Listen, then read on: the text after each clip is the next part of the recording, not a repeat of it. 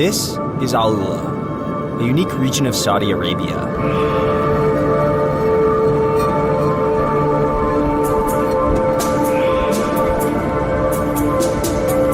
Due to the fact that the country was closed to tourists for a long time, these fantastic landscapes, similar to Utah and Arizona, have been seen by few. And interestingly, they're quite different from the rest of Saudi Arabia. Fortunately though, since 2019, the country has started issuing tourist visas, and today, we have a chance to show this incredible place to you.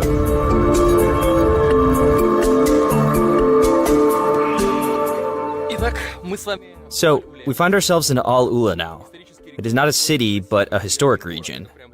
It has tons of interesting stuff, and it's where they are building tourism from the ground up. It is meant to become the postcard of Saudi Arabia that will become its main attraction and gem. This is why they are holding a Winter and Tantora festival. It's the second time it's been held here, spanning over 3 months and attracting tourists from all over the world, who of course come to see this unique region of the country that wasn't originally accessible to the public. While it's the buses that usually take care of the visitors, I will roam with Laura and Amjad, the Ministry of Tourism representatives who will help me with filming, because as you might have guessed, you need a pass for that too. Let's go then.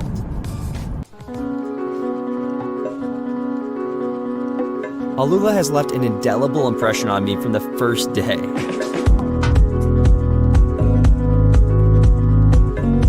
Just so you know, this region is the size of Belgium, or Maryland for you Americans.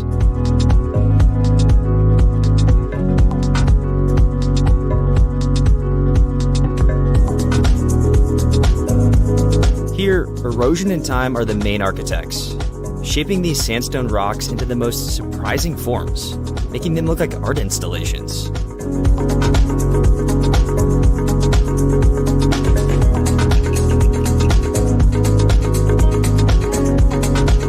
And Elephant Mount may be the most well-known.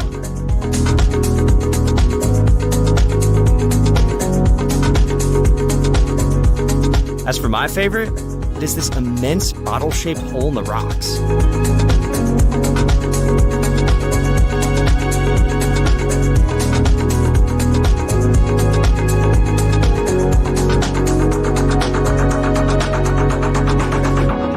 I guess what I'm trying to say is that even a basic drive turns into a total delight here. And 3 days in, I was drop dead in love with this place. Just like I fell in love with Utah and Arizona 2 years ago.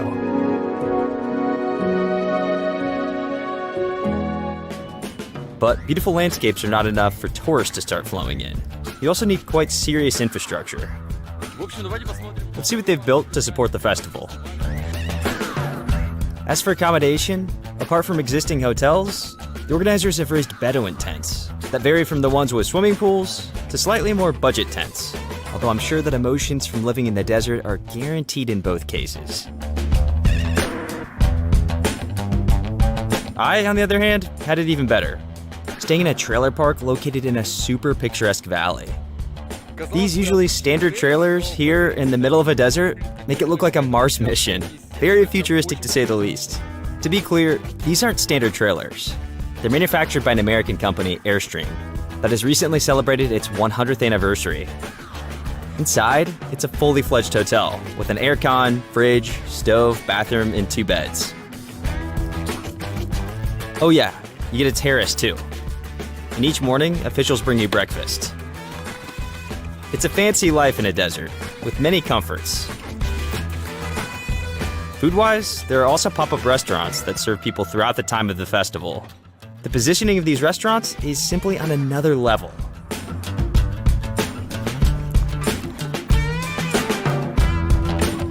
What's incredible is that the walls of these restaurants still carry the rock drawings that are probably thousands of years old.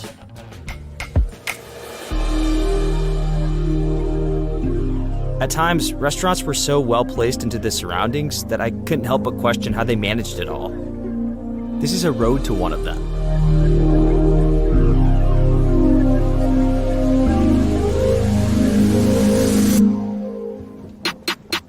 To get food, you sometimes need to navigate through some narrow rocks, but it's definitely worth it in the end.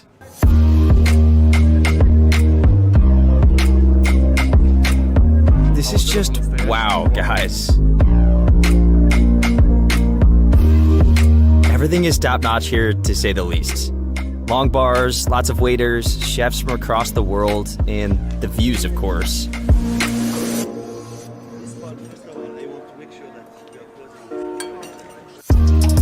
Undoubtedly, though, the Moriah building, that translates from Arabic as mirror, and was built specifically for the festival, takes the main stage. Designed by Italian architects, it became part of the Guinness World Record books in 2020 as the largest fully mirrored building in the world and acts as a 500-person concert hall. Apparently, it has been raised in just 3 months, but its main feature is how harmoniously it fits into the local landscapes.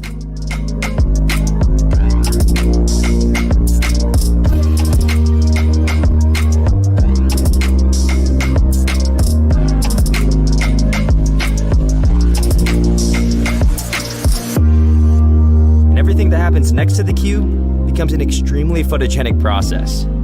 Filming it is perfect movie material.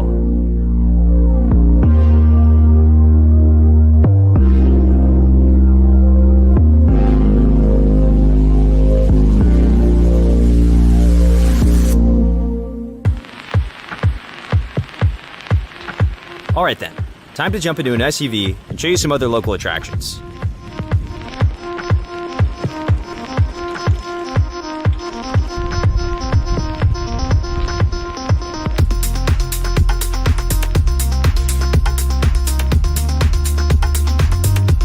Desert X exhibition, for example, also runs throughout the 3 months of the festival and displays 14 installations by artists from around the globe. It used to be held near Coachella Music Festival, but now it's been moved to Saudi Arabia, since this desert used to serve as a trading route for spices, incense, and textile between Asia, Africa, and the Middle East. This now quickly brings us to a very important subject. I've been quite often comparing SA to Dubai in this episode, and as you may know, Dubai isn't necessarily rich in history.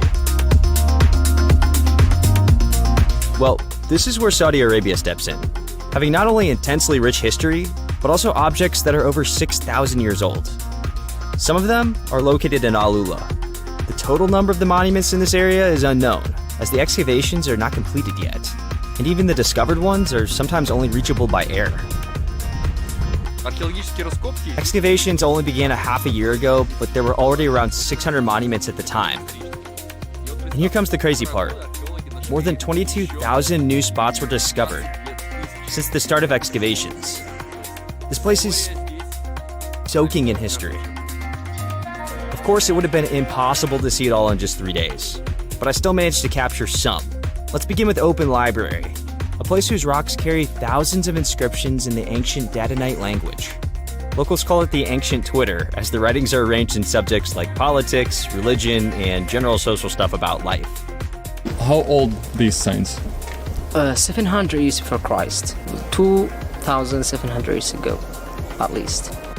What's incredible is that just 10 years ago, none of these places were heritage sites. There were no tourists, and locals used these sites as playgrounds, including the ancient city of Dedan, for example, that is even mentioned in the Bible. Nowadays, it's very hard to believe, but locals in general disregarded all these places as monuments of history. And it's only with the influx of tourism they realized how important this region really is. Today, this place is beginning to take shape as a true tourist spot, with further advances to come, of course. I think that it's only now that Saudi Arabia has begun to realize how many hidden gems it has. And the greatest gem there is the Madain Saleh.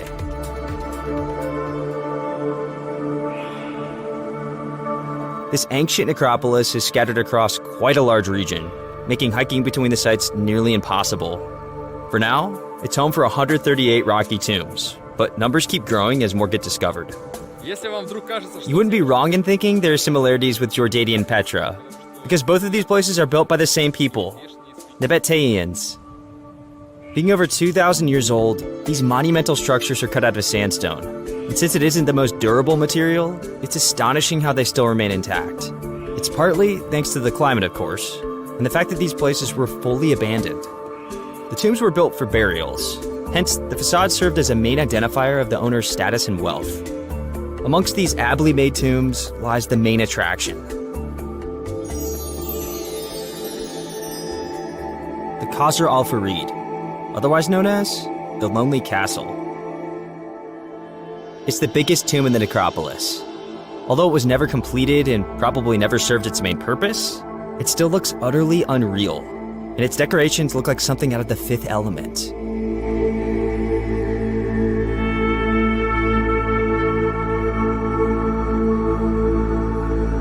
Madain Saleh is a unique heritage site that, until recently, was only accessible to a limited number of people, and there were even fewer who knew of its existence.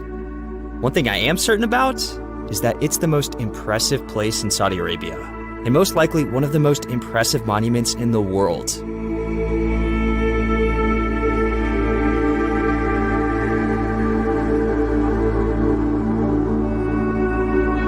To add to it, the lonely castle became an art object itself during the festival, and part of a very unusual show. This place is magical, guys. There aren't many people around, ambient music is playing in the background. I can't fly my drone any longer because the sky will be taken over by something else now. Oh, and try to guess what those lights are.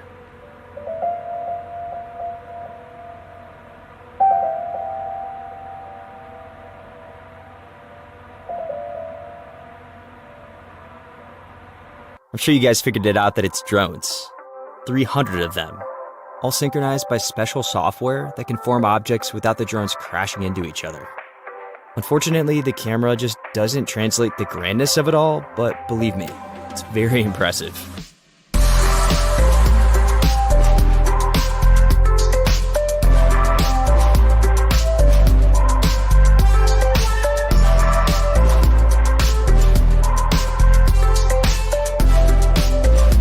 A couple of words about the evening program now.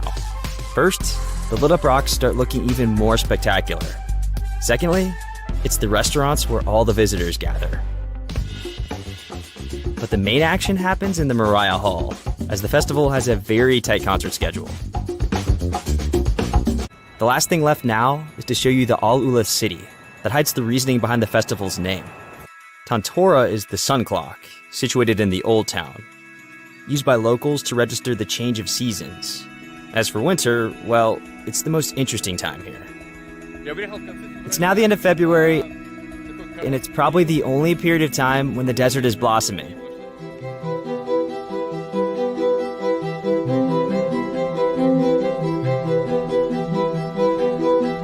Despite being a desert, this place is full of life.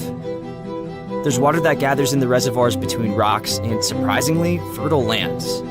Al Ula is the oasis, where even fruits grow. It's also home to a unique old town, built 800 years ago, that functioned all the way until the 20th century. Today, it's fully conserved, and I was eager to see more of it. This, though, proved to be difficult, since the city is locked by police. But after Laura made a couple of calls, we were let in. Let into the place that no one can really access. Hurrah? This is it? This place is totally unique because it was left as is by its population that got moved to another city nearby.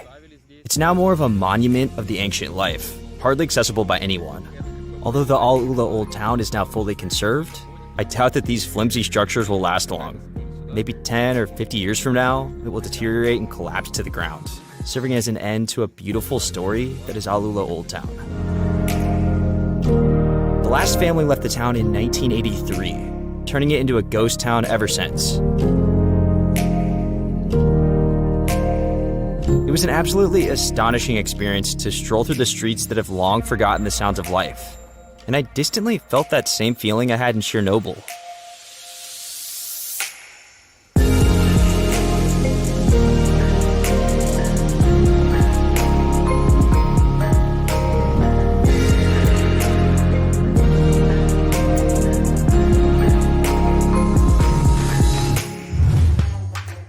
The last thing we'll delve into is entertainment. There are lots of activities during the festival. A polo tournament, for example. And more interestingly, this festival of air balloons that I unfortunately missed, but can at least share these official shots with you.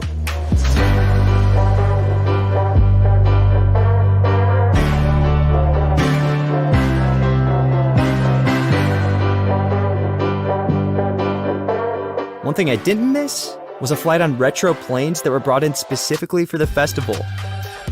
This guy flew in from the UK, while that passenger C-45 is from the US. The pilot was German, though.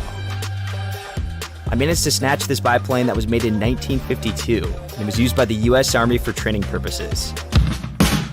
Let's cut to the chase now and get to the skies.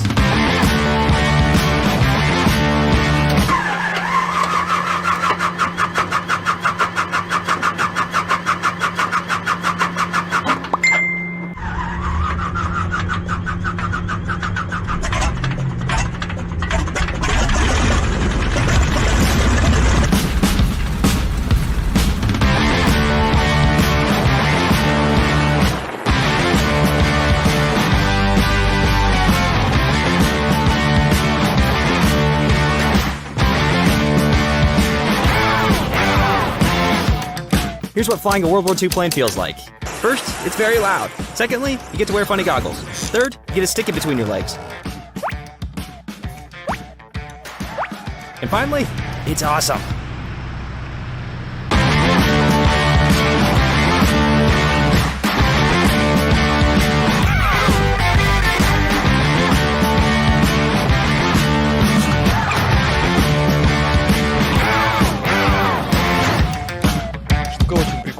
Love this.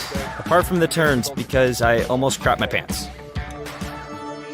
To summarize Alula, I am very impressed. You live your life not knowing much about this country, and then it suddenly opens up to you with all its unreal history. One question though. Why have you been hiding it from us, guys?